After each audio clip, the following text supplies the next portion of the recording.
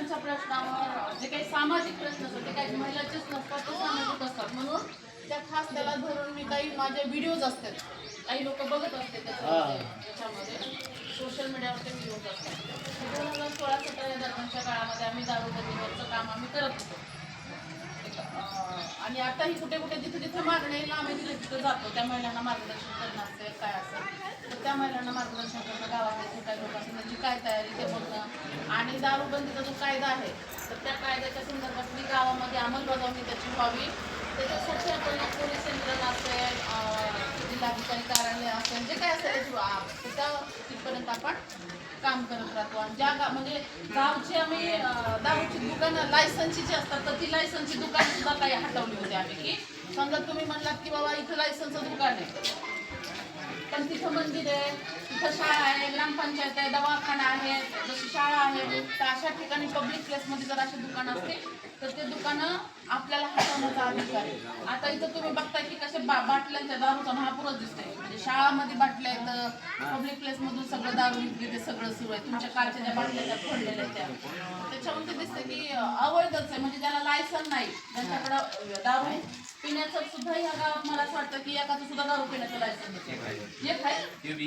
दारू पिण्याचं लायसन काढून दारू विक्री करणाऱ्यावर कारवाई करता येते. हे पण कारण त्याला दारूच पिता येते, त्याला दारू विकता येत नाही. असे पद्धतीच्या कायद्याचे काही नियम असतात, काही हे असतात.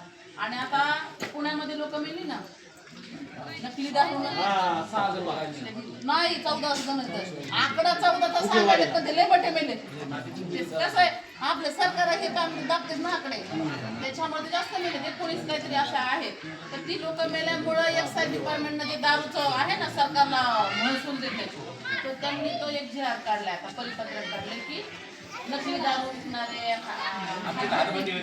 हातभट्टी विक्री करणारे यांच्यावर हे जर विक्री गावात करत असतील तर त्यांना त्या विक्रीला जबाबदारी सरपंच, पोलीस पाटील आणि ग्रामसेवक यांची राहील.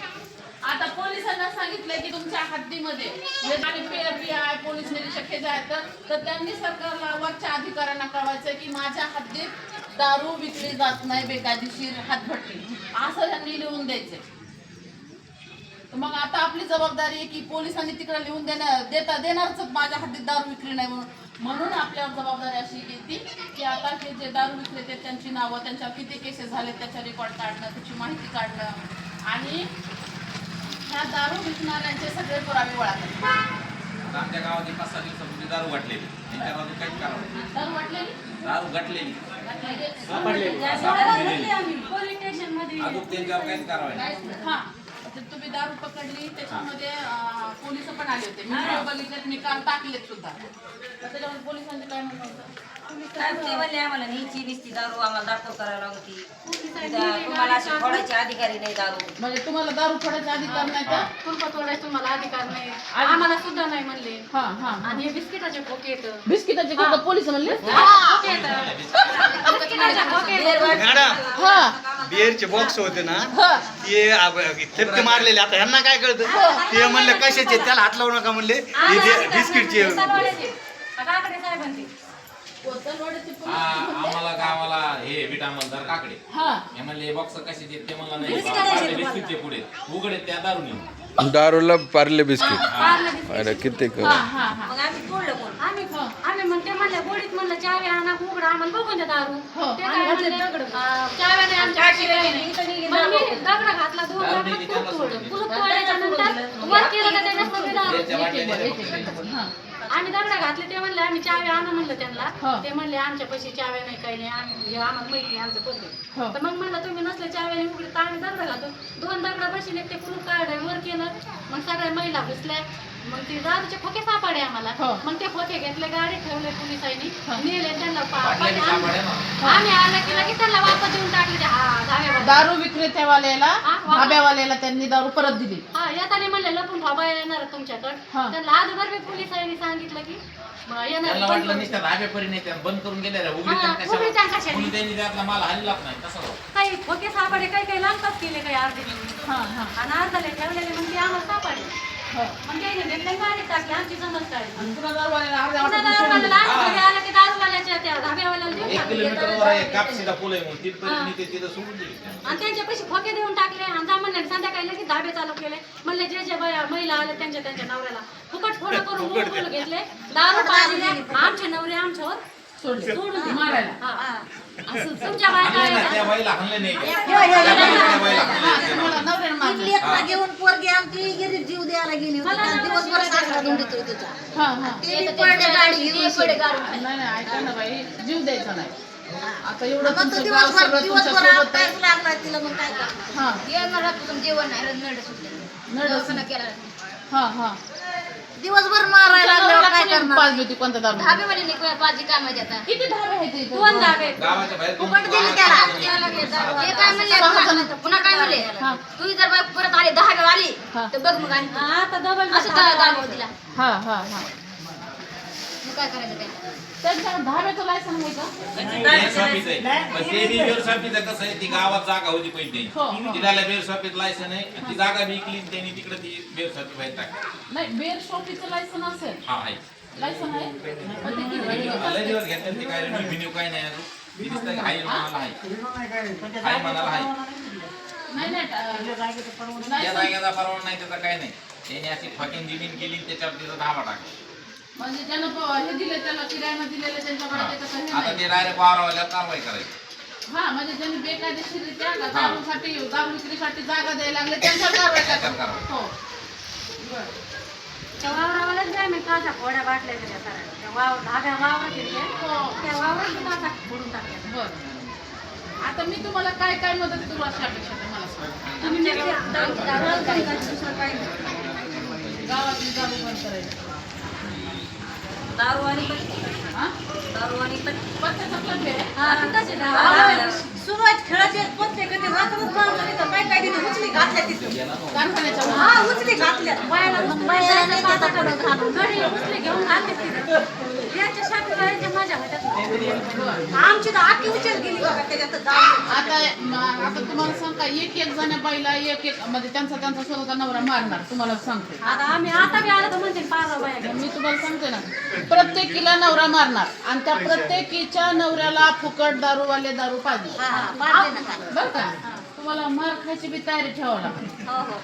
बरं का तुम्हाला सांगू का आता माझे केस म्हणजे दारू विक्रेते असेच हे करत नाहीत त्यांची प्रत्येक अशी चाल अशी ही असते हा प्रत्येक अशी सांभाळून करते ते म्हणजे अगोदर तुमच्या नवऱ्याला दारू पाजणार फुकट तुमच्यावर सोडणार तुम्हाला मारायला लावणार मग आमच्यासारखे आले की मग आमच्या गाड्या पंक्चर करणार मग आमच्यावर बुरकी टाकणार हल्ले करणार तुमच्यावर सुद्धा एक दोघी जर गेल्या तर ते हल्लेच करणार पण तसं जर म्हणलं तर गावापुढे राव काय करीत नसतोय तुम्ही जर इतके जणी असते ना 6 जण जर दारू विक्रेते असतात तर त्यांची दारू बंद होणार आता त्याच्यामध्ये आपल्याला माहित नसते की त्याच्या बाबतीतला कायदा काय आहे काय माहित नसते ना जेवढ्या दारूवाल्यावर केसेस होत्या तेवढे ते रिस्क मध्ये येते तेवढे ते धोक्यात येते त्यांना हद्दपार केलं जाते हा म्हणजे त्यांच्यावर चांगले एक जणावर 8 केसी तरी ती दारूची केस. 8 केसेस आहेत ते म्हणतात, आम्हाला काय पैसे भेटले की आम्ही इथून वापस पुन्हा कंप्लीट केली का तुम्ही त्याच्यावर नंतर त्याच्या तर पुन्हा एकदा दारू गटली ना हा. काय केलं ते पुन्हा काय नाही केलं. नाही मग पोलीस लोक रेकॉर्डला येईल म्हणून केसेस करणं टाळते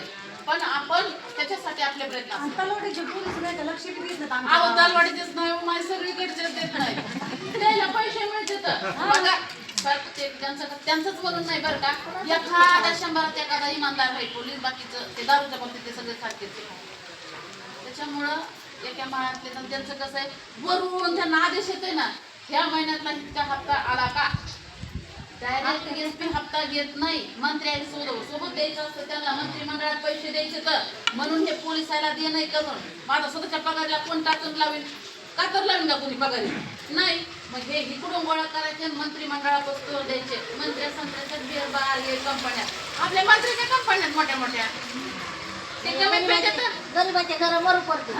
तुम्हीच मतदान करतात आता काय करावं तिकून मतदानावर विषय येतोय काय सांगा तुम्ही गरिबाचं घर जळालं तर जळालं. रांगोळी होते त्याच्या घरात काय करायचं? आता आपण हे बॅनर आणलंय ना याच्यावर काय मागण्याचं 1-2 जण धरा ना ते जरा हे 2 जण एक दोघं जण धरा आपण त्याच्यावर लिहिलंय हा 1-2 जण म्हणजे 1-2 कोणी असेल हे पाठीमागे नाही असं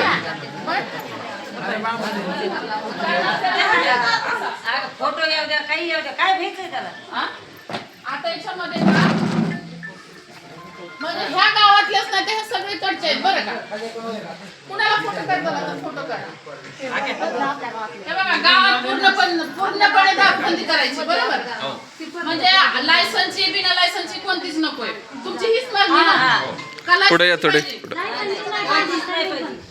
अवैध दारू म्हणजे बिना लायसन्सची. अवैध दारू विक्रेत्यावर व दारू विक्रीसाठी जागा देणाऱ्यावर कठोर कायदेशीर कारवाई करावी आपली अशी एक मागणी बरोबर आहे का. अवैध आणि हातभट्टी म्हणजे ते नवसागर गुळ ह्याचं ते रसायन करून जे असते ना त्याच्यात बिबे टाकून त्याच्यामध्ये स्पिरिट टाकून ती दारू केली जाते त्याला हातभट्टी म्हणतात. तर अवैध हातभट्टी दारू विक्रीला जबाबदार गावचे पोलीस पाटील ग्रामसेवक तलाठी व सरपंच यांना जबाबदार धरलं जावं.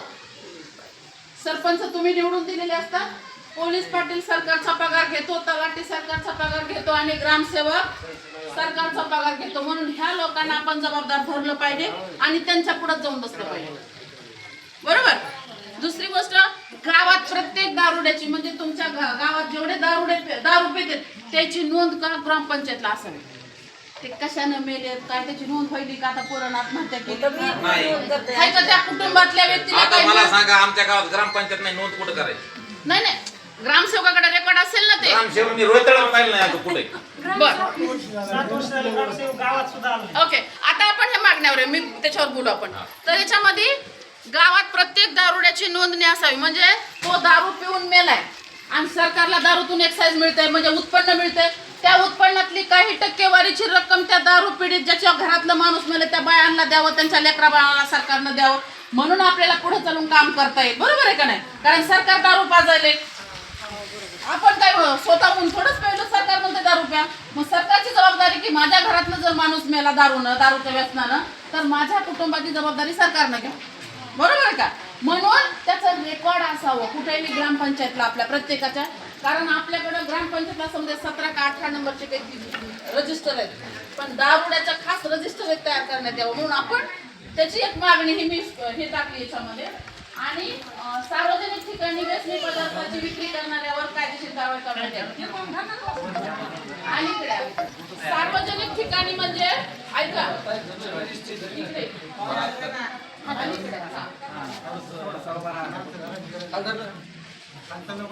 सार्वजनिक ठिकाण म्हणजे आपलं फक्त मंदिर येत नाही.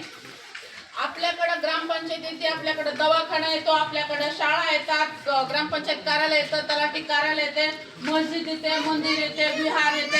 ह्या अशा ठिकाणी कोणताच काय व्यसनी पदार्थ विकता येत नाही.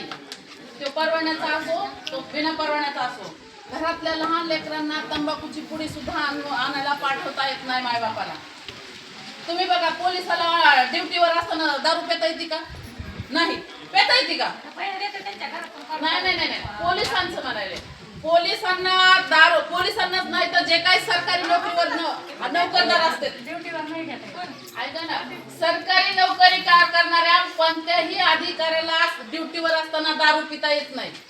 सरकार लगेच निलंबित करताय त्याची तपासणी करताय करते की नाही. मग आपल्या नवऱ्यानं आपल्या सोबत दारू पिऊन संसार करावा असं सरकारला का वाटतंय बरोबर आहे का. आमच्या नवऱ्यानं आमच्या सोबत दारू पिऊन रोज संसार करावा रोज आम्हाला हाणावं मारावं असं वाटतं का आपल्याला. नाही वाटत. ही जबाबदारी सरकारची की आमच्या जसं तुम्ही ड्युटीवरच्या अधिकाऱ्यांची काळजी घेता दारू पिऊ नका म्हणतात तसं आमच्या घरातला कुठलाच पुरुष आमच्या संसारिक गोष्टीमध्ये दारू पिऊ नये असं आम्हाला वाटतं बरोबर आहे का. बरं दारूमुळे तुम्हाला काय त्रास होतो पुन्हा आणून देत नाहीत काही त्यांची लेकरं बाळं पुरी सांभाळायची. 1-1 लाख रुपये उचल मधून यांच्या घरी 10,000 एक रुपये रुपया देत नाही. धाब्यावाल्याला पट्ट्यावाल्याला दारूवाल्याला हो त्यांच्याच भरत्या त्यांच्याच भारतात आणि आपण कष्ट त्यांच्या बायका लेकरं सांभाळायची. मागं फुकट ऊस बांधतात त्यांच्या. बरं सुना नांदायला काय दारूड्या नवऱ्यामुळे जातात काही सासऱ्याची जीवा राहतात काही सासू सांभाळते. त्रास दिला कशात जाते ना. हो जायचं ते काय जाते दारू पिऊन त्रास रोजच म्हणलं कोण काढणार. हो म्हणजे तुम्हाला त्रास व्हायला तुमच्यावर अत्याचार व्हायला म्हणून तुम्हाला दारू नको. आता मी म्हणलं मोहनावर दारू पिते पण मला हानमारी करीत नाही पिऊ करता नाही. सुरुवातीला तसे लय चांगले वागतात आणि पुन्हा चांगले ब्रँडेड नाही भेटले की हात भेटले येतात आणि पुन्हा ते जणाजण असते. असल्या गोष्टी असतात अतिशय हे. आणि आपल्याकडे मराठवाड्यामध्ये प्रचंड, तुम्हाला माहित आहे 1 लिटर दारू तयार करण्यासाठी 48 लिटर पाणी लागते. म्हणजे आमच्या एका गावामध्ये तर सरपंचानं विहीर दिली ग्रामपंचायतची दारू काढणाऱ्याला पाणी वापरण्यासाठी, हातभट्टी काढायला. आम्ही गेला तर आमच्या गाड्यात पंक्चर केला, काय सांगा. पण तुम्ही एवढे येतं म्हणजे तुमचं अख्खं गाव आहे म्हणलं म्हणजे हे का अख्खं म्हणण्यापेक्षा की तुम्ही पेणारे माणसं नाही तर मला असं बरोबर आहे का नाही. आणि जे काही पेणारे असतील तर ते तुमच्यासोबत येणारच नाही ना, बरोबर का. पण तुम्ही एवढे जण जर असाल तर दारू गावातली नक्कीच बंद होईल, बंद पडेल. केली तर काय पेणार आम्हाला बोला ना, वाईट असे लंबून जाते. वाईट वाट यायला लागलाय काय? नाही नाही पण काही दारू द्यायला खुशी बी असेल की ह्या आम्हाला फुकट तर भेटायला दारू प्यायला, असं पण असतंय. त्याच्यावर पाचते फुकट पाच नाही. हो, तुम्ही जवळ गप्पी बसत नाही तवर. आणि आम्ही तर गप्पी बसणार. हा मग हे तुम्ही पण तुमचं संघटन जर फुटलं तर तुमच्या गावात दारू बंद होत नाही. मी तुम्हाला सांगते बऱ्याच ठिकाणचं आम्हाला काम थांबवावं लागलं होतं कारण लोक सांगत येतं.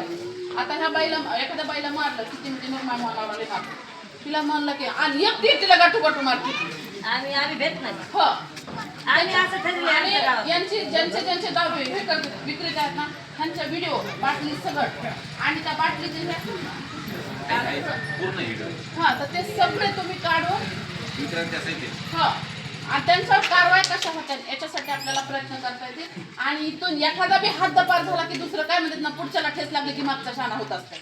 याच्यासाठी आपल्याला प्रयत्न करता येते. त्याच्यासाठी मी तुमच्या सोबत आहे. जिथं जिथं तुम्हाला लागल मदत त्या ठिकाणी मी सोबत आहे. आता आपल्याला तलवाडा पोलीस स्टेशन असेल, गेवराईचे हे असतील पोलीस असतील त्यांना भेटणं असेल, जिल्हाधिकारी सगळ्या जिल्ह्यातल्या कमिट्याचा अधिकारी अध्यक्ष असतात त्यांना भेटणं असेल, एक्साईज डिपार्टमेंटच्या हे असतील, तुम्हाला आंदोलनं करावं लागतील, तुम्हाला मोर्चे काढावे लागतील, तुम्हाला धरणं द्यावं लागेल. हे बघा घरात उपाशी ठेवतात मग तर सरकारी कार्यालयासमोर आपल्याला उपाशी बसावं लागेल. ह्याची जर तुमची तयारी असेल तर आम्ही बसतो. उपाशी 2 दिवस आम्ही तिथं बसू. उपाशी बसल्या तिथं काय झालं उपाशी बसायला. चक्रा येऊस तर उठत नाही. हो मग चालते. आणखी काय विचारायचं काय बोलायचं मला सांगा. शाळेतला व्हिडिओ व्हायरल करा शाळेचा हा नाही तुमच्या काल मी टाकले होते बरेच. इथला शाळेचा पाहिजे. एका वेळामध्ये 2.5 लाख लोकांनी बघितलं. कालचं ना आता काय करायचं बाय? हो मला सांग काय आता नेमकं अडचण काय सांगायचं दादा? आता धाबे चालू केलेले डबल चालू केलेले.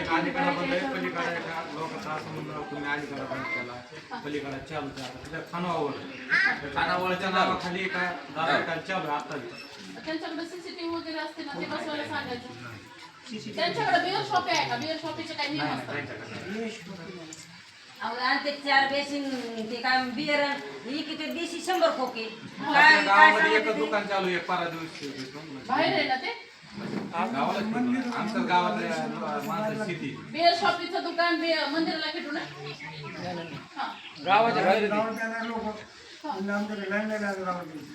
हे म्हणले चांगलं केलं उलटा बायांनी संध्याकाळी का मुद्दाम म्हणतो जास्तच गाड्या गेल्या गावचा. तर तुम्हाला आम्ही दाखवतो. कशाला रात्री तिथं गाड्या लावायला नाही त्यांना बसायला जागा नव्हती. रोडला दारू पिऊन बसते पिलेत लोक रोडला बसू. पुन्हा येऊन आतमध्ये धाब्यामध्ये बसायला तुम्ही जागा. किती गेले तर लगेच संध्याकाळी धाबे चालू केले आहे. दारू ते धाब्यावाले म्हणजे किती बाया कुठं जातात तर बघू दे. कोणी ते म्हणतात पैसे देतात. हो कुणाला पैसे देतात? पोलिसाला